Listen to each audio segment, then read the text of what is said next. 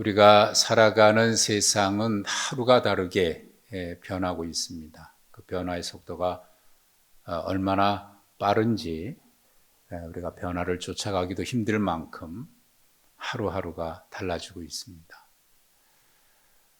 우리 모두는 아마 여기 계신 분들 스마트폰 안 가지고 계신 분이 없을 거예요.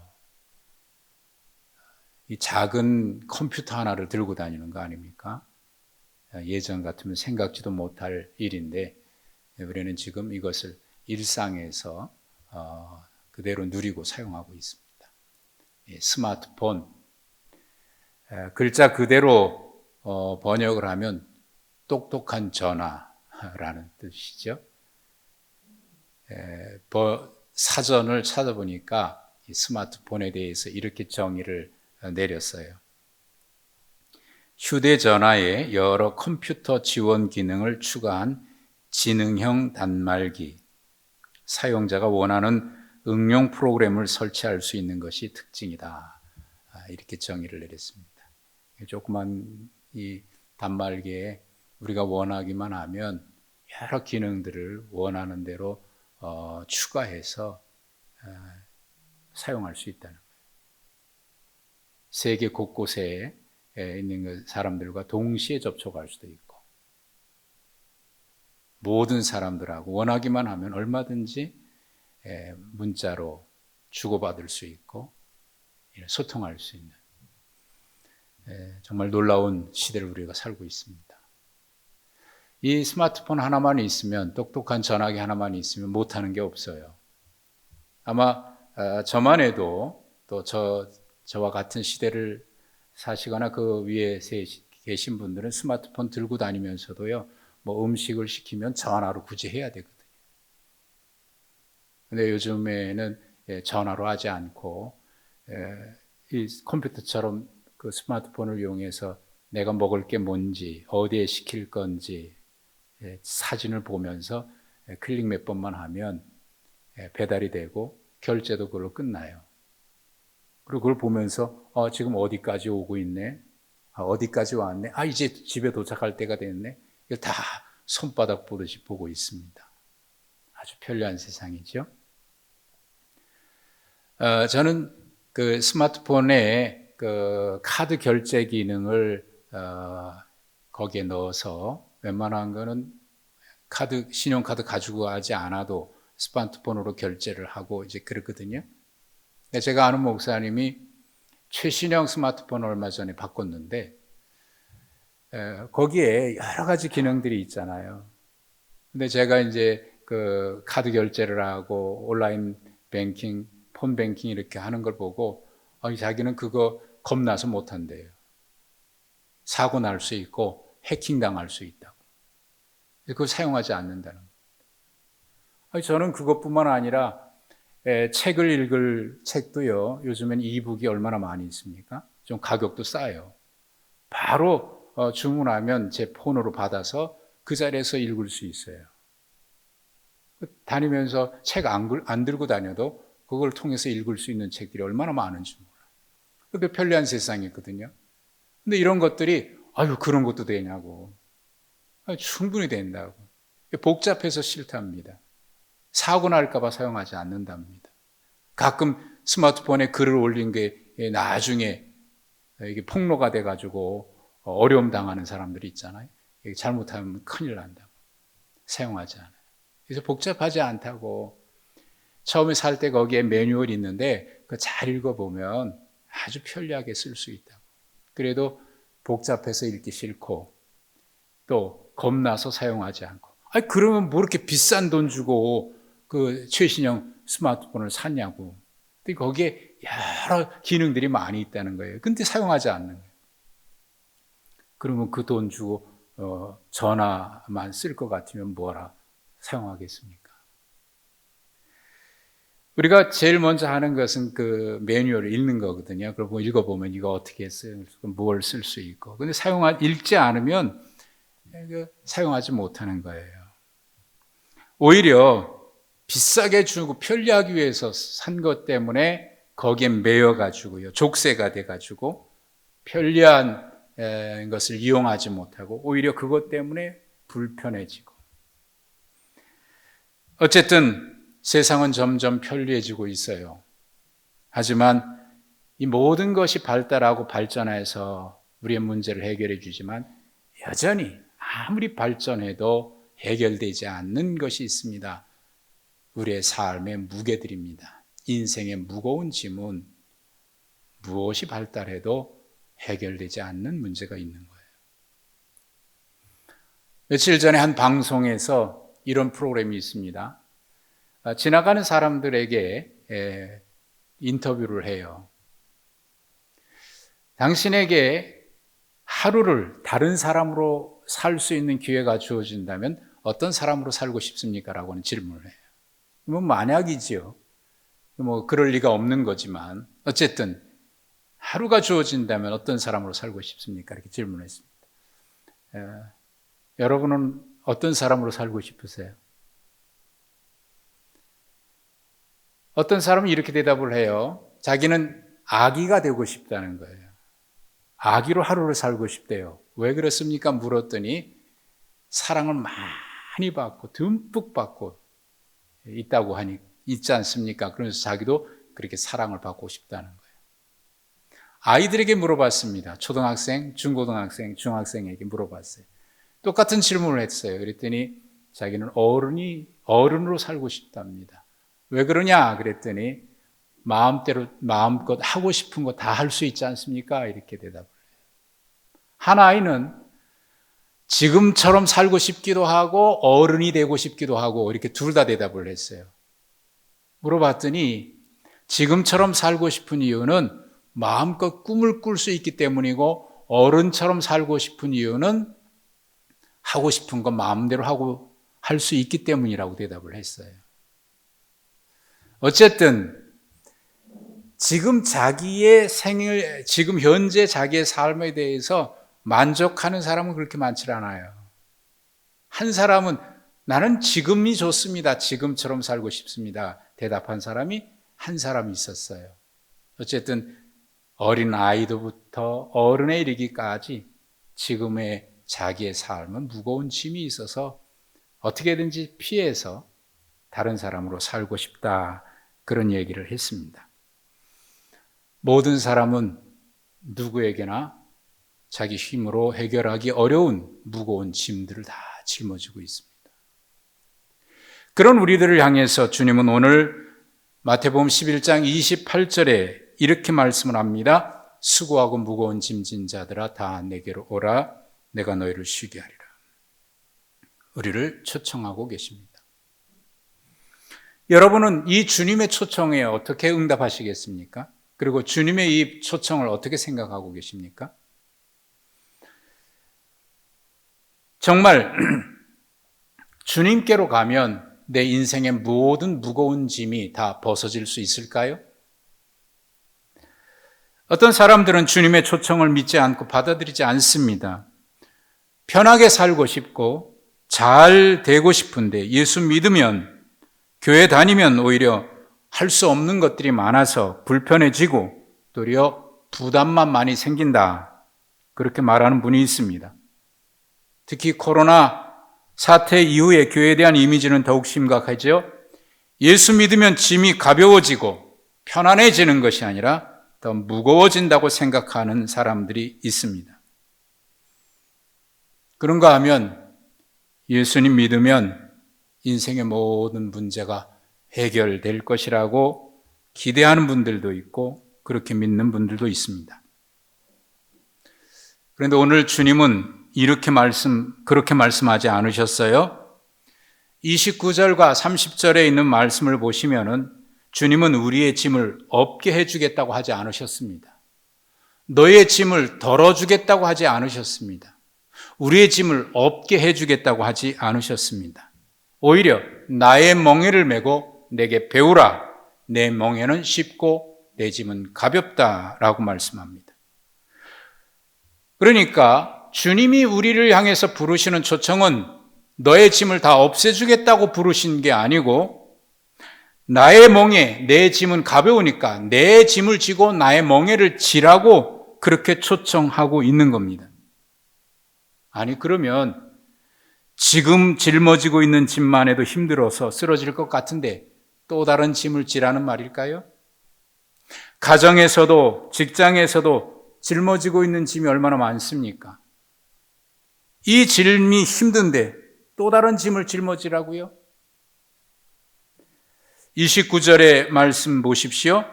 나의 멍에를 메라고 하셨습니다. 그리고 내게 배우라, 그렇게 말씀하셨습니다. 그냥 배우는 것만 해도 힘든데 나의 멍에를 메고 배우라고 하십니다. 뭔가 주님이 쉬게 해주시겠다고 하는 이 초청은 왠지 모르게 뒤에 뭔가 있는 것 같아요. 속은 기분입니다. 만약에 여러분도 그렇게 생각한다면 이 주님의 초청 여러분 거부하셔도 괜찮습니다. 사실 우리는 그동안 28절 수고하고 무거운 짐진 자들아 다 내게로 오라 내가 너희를 쉬게 하리라 라고 하는 말이 이 구절이 너무나 익숙한 말씀이죠. 교회 다니고 있는 우리뿐만 아니라 교회 다니지 않는 사람들마저도 이 구절은 익숙하게 알 만큼 우리는 이 구절을 잘 알고 있습니다. 그래서 그 말씀에만 집중했습니다. 그런데 그 앞뒤 구절을 이어서 보면 이 말씀이 어떤 상황에서 나왔는지, 어떤 상황에서 주신 말씀인지를 우리가 유심히 살펴볼 필요가 있습니다. 그 앞에 25절과 27절에 있는 말씀을 보면 좀 이상한 말씀이 있습니다. 25절과 26절은 주님이 하신 기도고 27절의 말씀은 11장 7절부터 이어지는 그때의 무리들이 있죠. 예수님 앞에 있는 무리들에게 하신 말씀입니다. 주님은 그동안 많은 말씀을 가르치셨고 또 주님께서 행하신 많은 기사와 이적들이 있었습니다. 그것을 본 사람들입니다.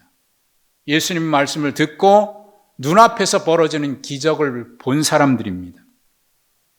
그렇게 주님이 행하신 기적과 주님이 하신 말씀을 들은 많은 다수의 사람들이 있습니다.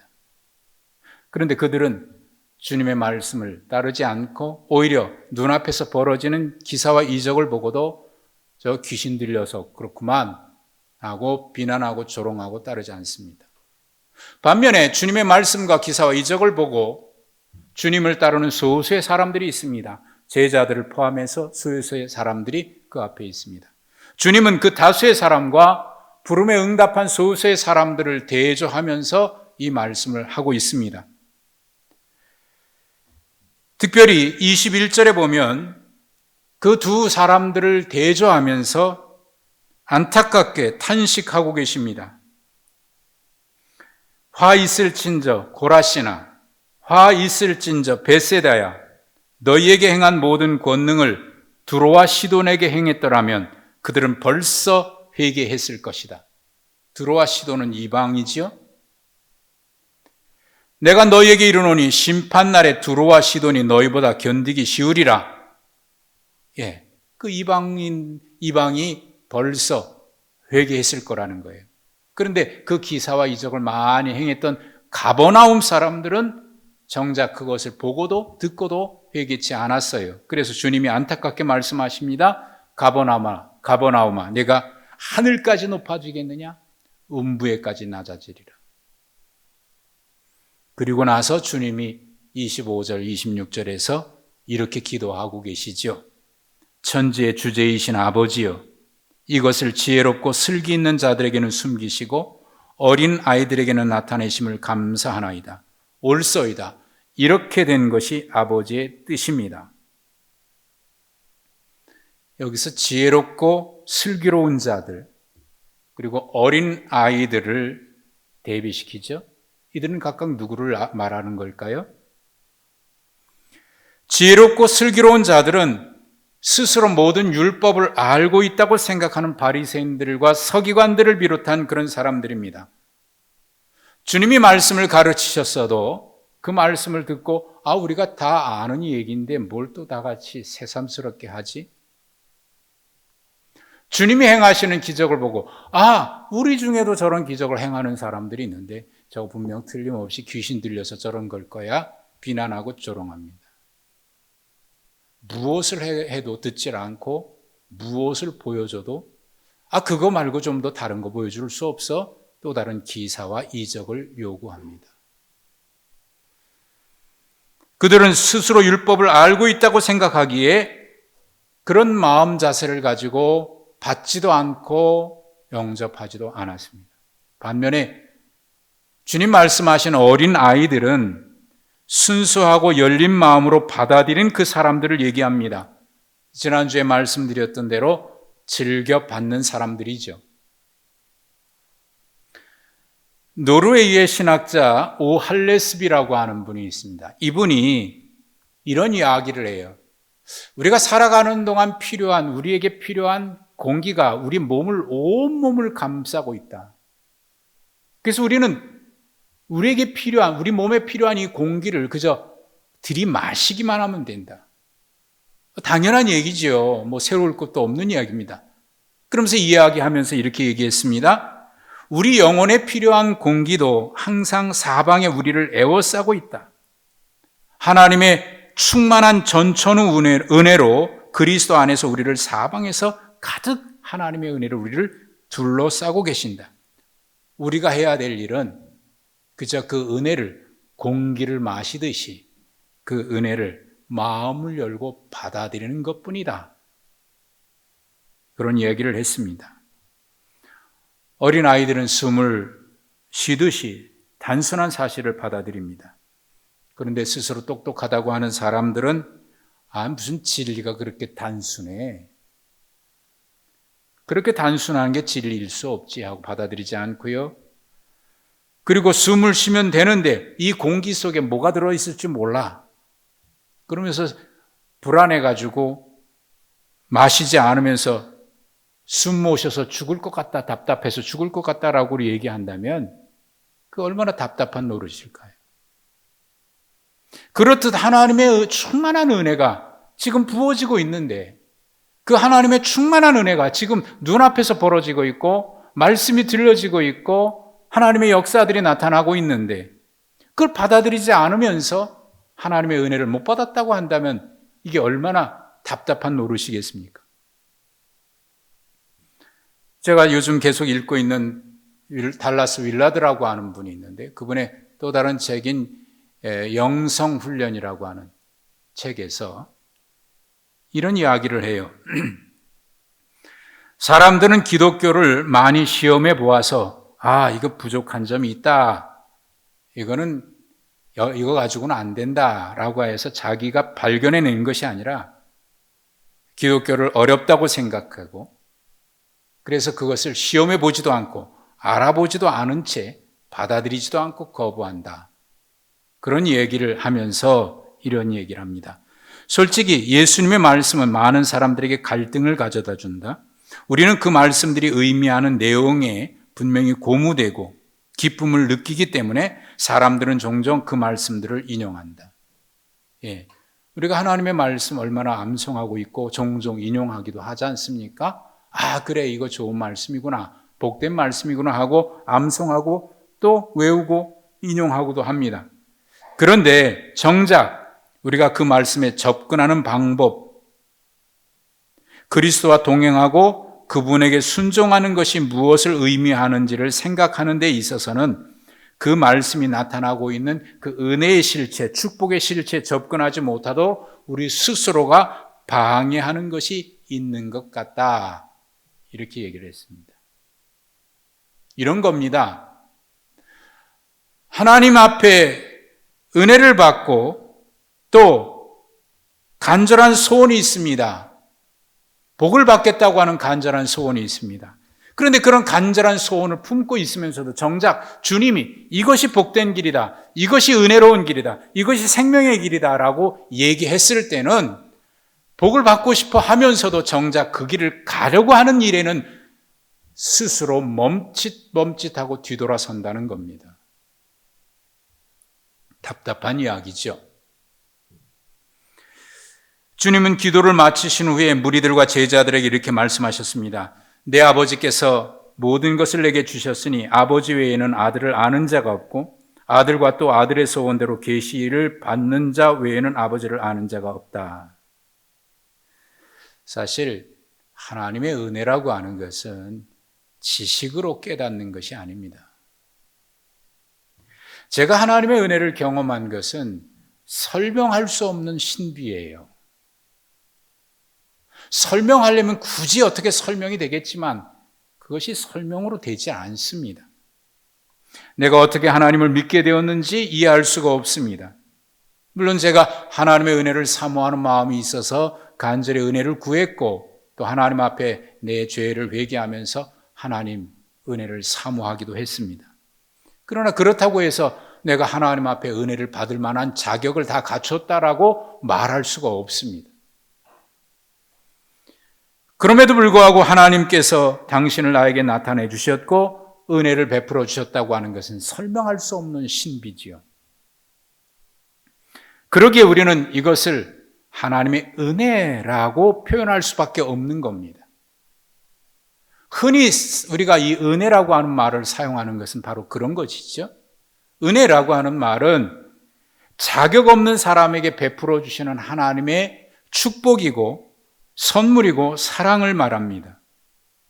그러니까 우리가 자격이 있기 때문에 하나님의 은혜를 받은 것이 아니고 자격을 갖추었기 때문에 구원을 받은 것이 아니라는 겁니다. 하나님의 은혜로만 가능해진 겁니다. 그렇다고 해서 하나님의 은혜는 그저 자동적으로 주어지는 것을 말하지 않습니다. 자격 없는 자에게 주어지는 것이지만 그렇기 때문에 죄를 지어도 괜찮고 죄를 지어도 그냥 하나님이 용서해 주신다 이렇게 믿고 살아갈 수는 없다는 겁니다. 은혜라고 하는 것은 말 그대로 내가 저 사람과 내가 다르기 때문에 나는 좀 자격이 있고 거룩하고 저 사람은 아니기 때문에 나에게 특별한 은혜를 주셨다라고 하는 어떤 차별의식이라든지 그런 특권의식을 가지고 하는 말이어서는 아닙니다. 그저 하나님의 은혜인 것에 대한 고백인 것밖에는 없습니다. 거기에 또 다른 어떤 우리의 공로를 얘기할 수 있는 그런 것은 전혀 없는 것이죠. 이제는 우리가 그렇게 하나님의 은혜 안에 들어왔습니다. 그러니 이제는 하나님의 은혜 안에서 살아가는 방법을 배워야 합니다. 어떻게 그 안에서 계속 머물 수 있고 그렇게 살아갈 수 있는가? 주님은 그 비결을 우리에게 말씀하고 계시는데 그게 나의 멍에를 메고 내게 배우라 라고 하는 말의 뜻입니다. 나의 멍에를 메고 내게 배우라고 하는 말씀은 주님과 우리가 어떤 관계로 맺어져 있는지에 대한 그 말씀입니다. 주님은 우리의 멍에를 같이 메시겠다고 내게로 오라고 부르신 겁니다.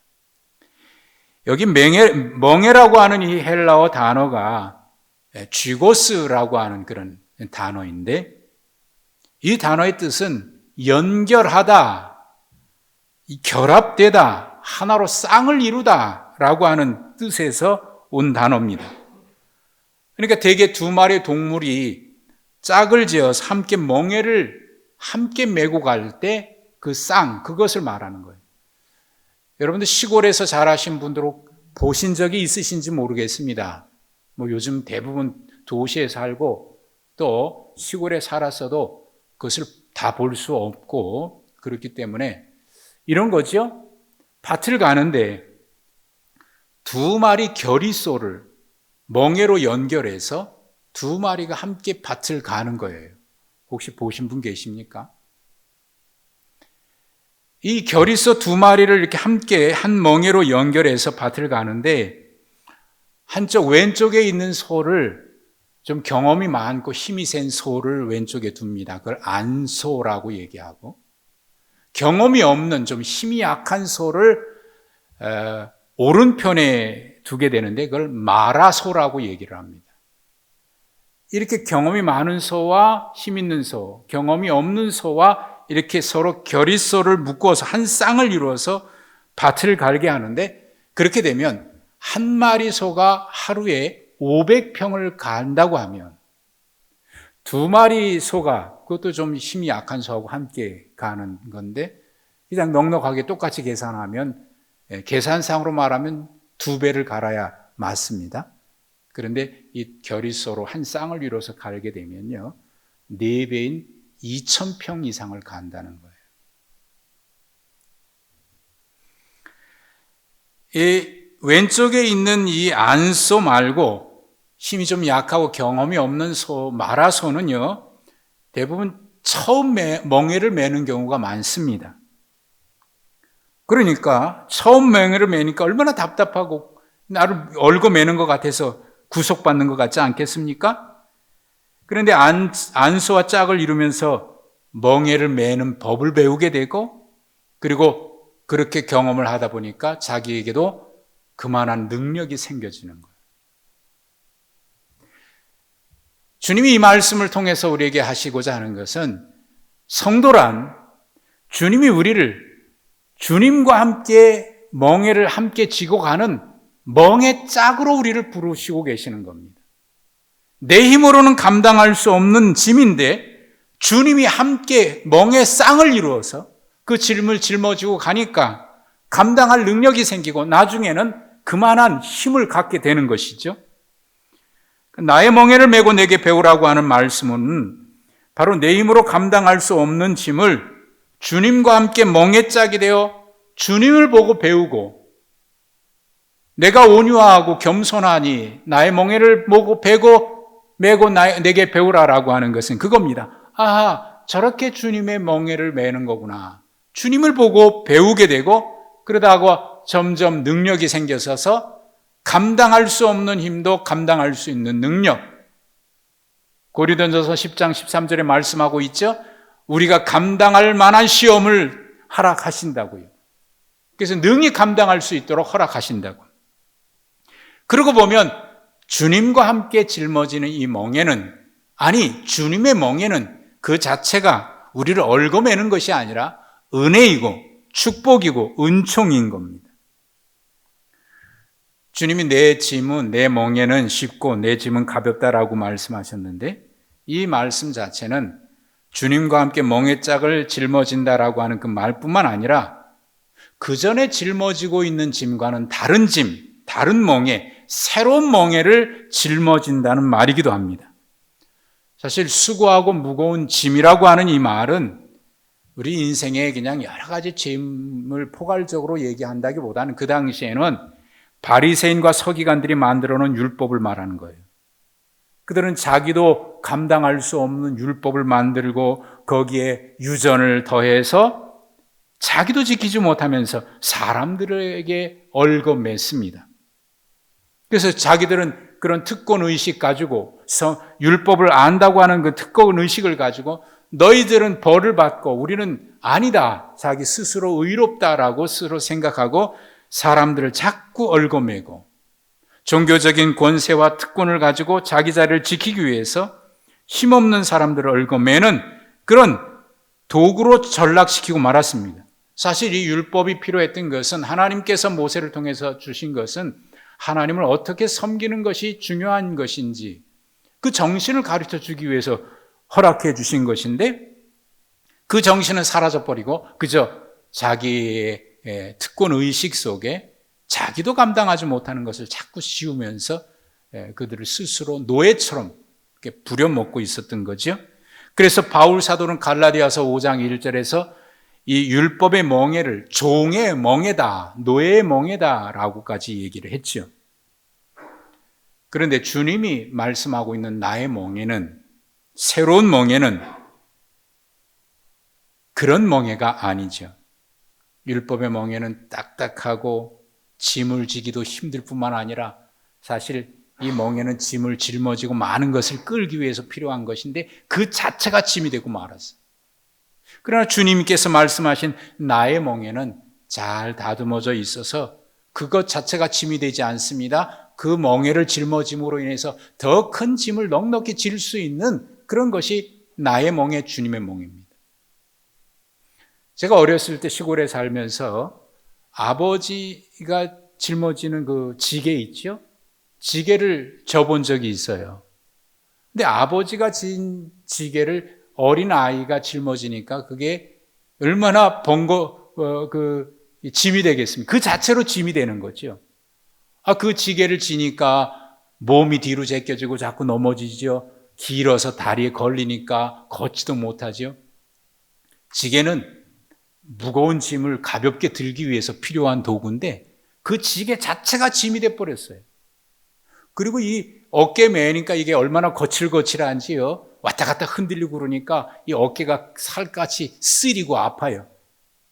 근데 아버지가 짐 지는 법을, 지게 지는 법을 보여주더라고. 이렇게 지는 거다. 그러면서 이 줄을 또 줄여줬어요. 맞게. 그리고 이 거칠거칠하니까 그 사이에다가 헝겊을 둘둘 말아서 이렇게 하니까, 그 지게가 얼마나 편해졌는지 그 다음에는 거기다 짐을 실으니까 이게 더 안정감이 있는 거예요. 그래서 빈몸으로 산에 올라가고 내려올 때보다 몸이 딱 중심이 잡히니까 더 편안해지더라고요. 경험해 보신 분은 아실 겁니다. 저도 어릴 적 조금 경험해 봤지만 그때 그걸 느꼈어요. 그것이 주님의 멍에는 쉽고 가볍다라고 하는 말의 뜻입니다. 사실 이 세상에 인생의 무거운 짐 지지 않은 사람 어디 있겠어요? 세상이 아무리 달라지고 변화돼도 인생의 무거운 짐을 해결할 수가 없는 거예요. 그 자체를 덜어줄 수가 없습니다. 우리는 때때로 모든 것 포기하고 싶은 그런 무거운 짐이 있고요. 그래서 그 자리에서 떠나서 어디로 도망가고 싶은 무거운 짐을 짊어지고 있습니다. 그런 수고하고 무거운 짐을 진 우리를 향해서 주님 말씀하십니다. 내가 너희를 쉬게 하리라 라고 초청하십니다. 그리고 내게 와서 나의 멍에를 보고 내게 배우라 라고 말씀하십니다. 주님과 함께 멍에를 짊어지는 멍에짝, 주님의 은혜 안으로 우리를 부르시는 겁니다. 제가 즐거워 부르는 찬양이 있습니다. 여러분들도 아마 종종 부르셨던 찬양인데 이런 찬양입니다. 넘지 못할 산이 있거든 주님께 맡기세요. 넘지 못할 파도가 있거든 주님께 맡기세요. 우리가 가야 할 길은 멀고도 험하여 허덕이며 가야 하는 우리 인생인데 이럴 때 우리는 누굴 의지하나요? 주님밖에 없어요. 나는 그 길을 갈 수 없지만 주님이 되신가요? 2절은 이렇습니다. 참지 못할 분노가 있거든 그것도 주님께 맡기십시오. 참지 못할 슬픔이 있거든 그것도 주님께 맡기십시오. 우리가 살아가는 길은 눈물의 골짜기와 같아서 내 힘으로는 참지 못해서 늘 흐느낍니다. 이럴 때 우리는 누굴 의지하나요? 주님밖에 없어요. 나는 그 길을 갈 수 없지만 주님이 되신가요? 여러분 기억하시죠? 제가 이 찬양을 부를 때마다 마지막 소절은 이렇게 바꿔 부르는 것이 성경적이다 라고 얘기해서 제가 가사를 바꿔서 불었던 적이 있습니다. 마지막 소설, 나는 그 길을 갈 수 없지만 주님이 되신가요가 아니라 나는 홀로 그 길을 갈 수 없지만 주님과 함께 가요. 나는 홀로 그 길을 갈 수 없지만 주님과 함께 가는 길이 바로 주님이 우리를 부르신, 멍에짝으로 부르신 그 은혜의 자리입니다. 정호승 시인이 쓴 내 등의 짐이라고 하는 시가 있습니다. 그 시를 소개합니다. 내 등에 짐이 없었다면 나는 세상을 바로 살지 못했을 것입니다. 내 등에 있는 짐 때문에 늘 조심하면서 바르고 성실하게 살아왔습니다. 이제 보니 내 등의 짐은 나를 바르게 살도록 한 귀한 선물이었습니다. 내 등에 짐이 없었다면 나는 사랑을 몰랐을 겁니다. 내 등에 있는 짐의 무게로 남의 고통을 느꼈고 이를 통해 사랑과 용서도 알았습니다. 이제 보니 내 등의 짐은 나에게 사랑을 가르쳐준 귀한 선물이었습니다. 내 등에 짐이 없었다면 나는 아직도 미숙하게 살고 있을 것입니다. 내 등에 있는 짐의 무게가 내 삶의 무게가 되고 그것을 감당하게 하였습니다. 이제 보니 내 등의 짐은 나를 성숙시킨 귀한 선물이었습니다. 내 등에 짐이 없었다면 나는 겸손과 소박함의 기쁨을 몰랐을 것입니다. 내 등의 짐 때문에 나는 늘 나를 낮추고 소박하게 살아왔습니다. 이제 보니 내 등의 짐은 나에게 기쁨을 전해준 귀한 선물이었습니다. 물살이 센 냇물을 건널 때는 내 등에 짐이 있어야 물에 휩쓸리지 않고 화물차가 언덕을 오를 때는 짐을 실어야 헛바퀴가 돌지 않듯이 내 등의 짐이 나를 불의와 안일의 물결에 휩쓸리지 않게 했으며 삶의 고개 하나하나를 잘 넘게 하였습니다. 내 나라의 짐, 가족의 짐, 직장의 짐, 이웃과의 짐, 가난의 짐, 몸이 아픈 짐, 슬픈 이별의 짐들이 내 삶을 감당하는 힘이 되어 오늘도 최선의 삶을 살게 합니다. 이것이 주님과 함께 짊어지고 가는 주님의 멍에이고 주님께로부터 배우는 은혜 아는 삶의 비결입니다. 주님은 오늘도 이 자리에 우리 모두를 초청하셨습니다. 혹시 여러분 아직도 주님의 초청이 뭔가 잘못된 것처럼 느껴지십니까? 이 초청 안에 들어와서 주님과 함께 짊어지고 가는 인생의 무거운 짐은 이 시인이 얘기했던 것처럼 축복이고 은혜이고 선물입니다. 그렇듯 우리는 주님 안에서 즐거운 길을 걸어가고 있고 주님은 계속해서 그 안으로 들어오라고, 더 깊이 들어오라고, 그래서 나와 함께 멍에짝을 이루어서 나와 함께 짊어지고 가자고, 그 길이 축복이고 그 길에 복이 있고 그 길에 은혜가 있다고 우리를 초청하고 계십니다. 여러분은 주님의 이 초청에 어떻게 응답하려고 하십니까?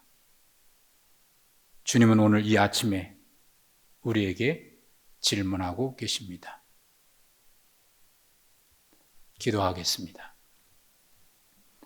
주님,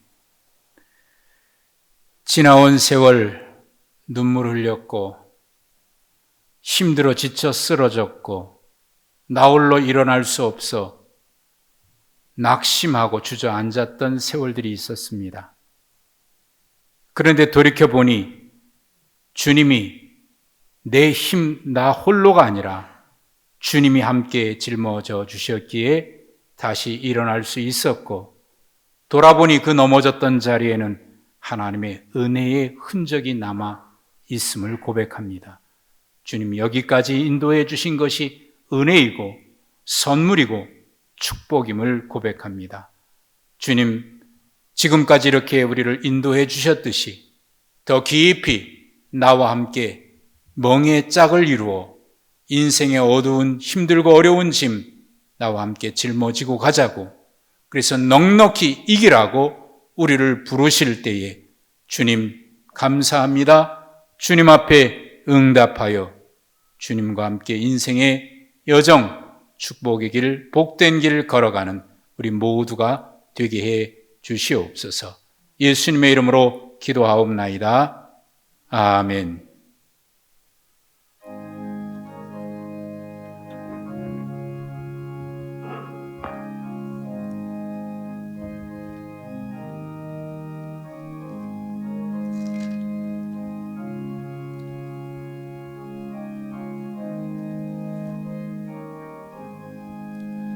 내 영혼이 은총 입어 중한 죄짐 벗고 보니 슬픔 많은 이 세상도 천국으로 와도다. 할렐루야 찬양하세. 내 모든 죄 사함받고 주 예수와 동행하니 그 어디나 하늘나라 주의 얼굴 뵙기 전에 멀리 뵈던 하늘나라 내 맘속에 이루어지니 날로 날로 가깝도다. 할렐루야 찬양하세. 내 모든 죄 사함받고 주 예수와 동행하니 그 어디나 하늘나라.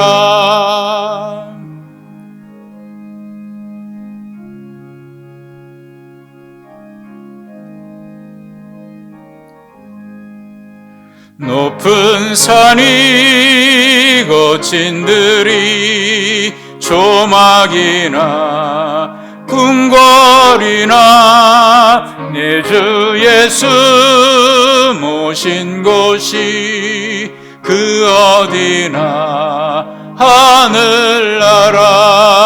할렐루야 찬양하세. 내 모든 죄 사함받고 주 예수와 동행하니 그 어디나 하늘나라. 다 같이 일어나셔서 50장 2절 찬양하면서 봉헌하겠습니다.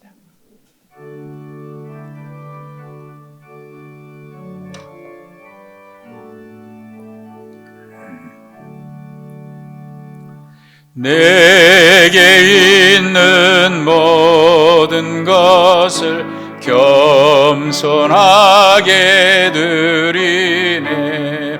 세상 욕심 멀리하니 나를 받아주소서. 주께 드리네. 주께 드리네. 사랑하는 구주 앞에 모두 드리네.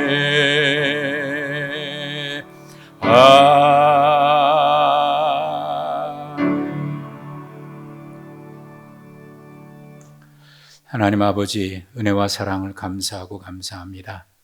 하나님께서 우리와 늘 함께 계시고 우리가 힘겨워 지쳐 쓰러질 때마다 일으켜 세우시며 나와 함께 이 길을 걸어가자고 우리의 무거운 짐을 대신 져주시고 우리를 멍에짝으로 삼아주셔서 함께 그 길을 걸어갈 수 있는 은혜를 주셔서 우리로 하여금 더 큰 은혜의 깊은 곳으로, 더 큰 능력의 곳으로 우리를 이끌어 주시니 감사합니다. 하나님, 이 시간 모든 은혜에 감사하여 이 몸 다하여 주 앞에 귀한 예물을 올려드립니다. 10의 1을 구별하여 드린 것은 모든 것이 주님 것이고 나의 인생도 주님이 부르시고 나를 주의 것으로 삼으신 주님의 주재권을 인정하며 드리는 거룩한 고백이며 또한 감사와 선교와 장학사업과 여러 가지 주의 사역을 위해서 헌신하며 건축 예물까지 드린 것들은 하나님께서 우리를 부르신 그 부르심 앞에 우리가 믿음으로 응답하고 순종하는 마음으로 주의 사역에 헌신하는 것이오니 하나님, 이 또한 기뻐 받아 주시옵소서. 하나님 앞에 강단에 드려진 꽃과 같이 주님 앞에 귀한 강단 헌화 예물 드린 손길도 주님 기억하여 주셔서 주님 전에 드려진 꽃과 같이 이 땅에 살아가는 동안 향기로운 꽃과 같이 되게 하시고 주님의 향기로 살아가게 하여 주옵소서. 하나님 앞에 우리가 모든 드린 것이 두렵던 과부의 헌신과 같이 또한 옥합을 깨트린 여인의 헌신과 같이 주님 앞에 올려드리오니 주님 받아 주옵시고 하늘의 은혜로 복을 내려 주시옵소서. 저들의 삶의 연장과 가정과 일터에 주님이 약속하신 언약이 이루어지도록 날마다 복의 복으로 충만하여 주시옵소서. 출타 중에 있는 성도들, 해외에 거주하는 성도들, 설을 맞이하여 고향을 찾았다가 아직 돌아오지 못한 성도들, 군에 나가 있는 젊은이들 어디에 있든지 주님 함께하여 주시고 또 여러 가지 환경 때문에 이 자리에 참석치 못하고 가정에서 온라인으로 예배하거나 병상에 누워있는 사랑하는 지체들 주께서 하늘의 은혜와 위로로 함께하여 주시옵소서. 주 예수 그리스도 이름으로 축복하며 기도하옵나이다. 아멘.